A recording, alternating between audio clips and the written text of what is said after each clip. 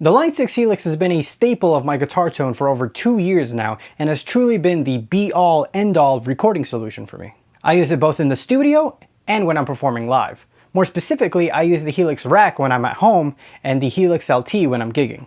Now, I love the Helix LT. I think it is the perfect blend of both cost and interconnectivity. The only thing I'm not the biggest fan of though is that it is slightly less flashy than its souped up older brother.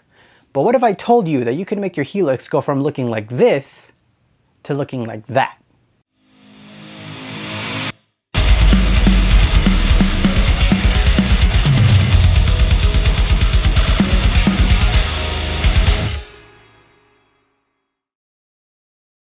If you're big into the Line 6 community, chances are you've heard of Chad Boston. For those of you that don't know who he is a super awesome guy who is one of the admins of the Line 6 Helix family Facebook group, of which you should totally join, link is in the description. And he also runs a website called gearbyceba.com where he sells all sorts of goodies for your Helix, including screen guards, foot switch toppers, and of course, skins. Ordering one is super easy and you can get them in a variety of colors as seen here. You can even get super fancy with it and get one with your own custom image printed on it. How cool is that? Now, Chad already has an excellent video on his YouTube channel going through the entire process on how to install one of these skins. So you might be thinking to yourself that I'm pretty much ripping him off by regurgitating the same information. And to that I say, of course I'm ripping him off. I'm a YouTuber. Unoriginality is in my DNA. But seriously, I'm just honestly stoked on this product and I want to be able to share it with as many people as possible. Now, he also sells a connection tag kit which includes a bunch of colored jack nuts and label tags, which makes getting your Helix all set up and ready to go for a gig a snap. No more accidentally plugging into the wrong jack when you're frantically trying to get ready to play a show. So I decided to get one of these kits as well. So in the box I got a tuner for some reason, all the colored labels and jack nuts of the connection tag kit, and of course the skin itself. I decided to get it in intense blue because it reminded me of my favorite blue hedgehog. Before we get started though, it's super important that the unit itself is rid of any dirt and debris. I hit it with a bit of canned air and wiped it down with some Windex glass wipes. This stuff is great because it doesn't damage the finish of the Helix and it doesn't leave too much moisture behind. Before we start just straight applying the skin, we're going to use an X-Acto knife and start cutting away all of the excess backing paper. This is going to make the installation process much easier. Right now, I'm working on my kitchen table, so I use the cutting board as a cutting surface so I don't damage the table. Now, you're going to want to take your time with this. The last thing you'd want to do is to cut right through the material and ruin your skin. After we're done with that, we're going to start peeling back the bottom of the skin just enough so that we expose where the bottom row of buttons would poke through.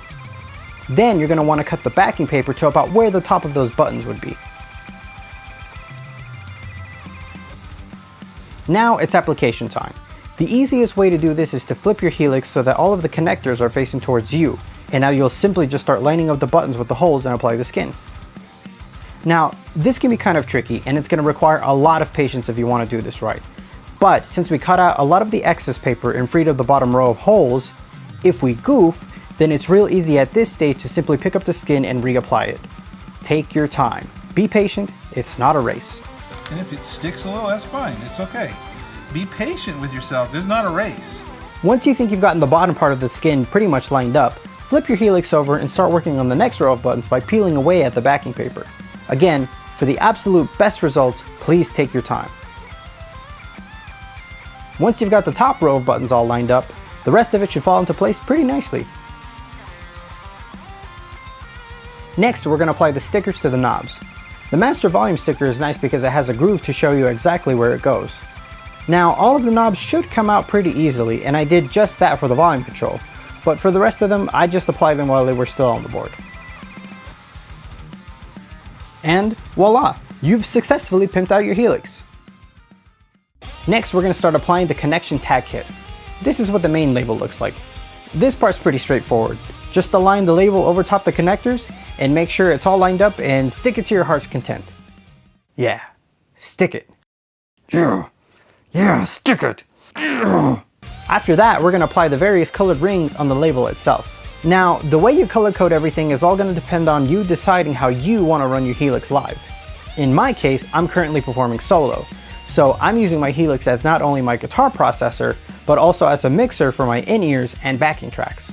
I use white and red for the returns since that's where I'm plugging in my iPod Touch for the backing tracks, which makes sense when you're using a stereo Y to 1/8 inch cable.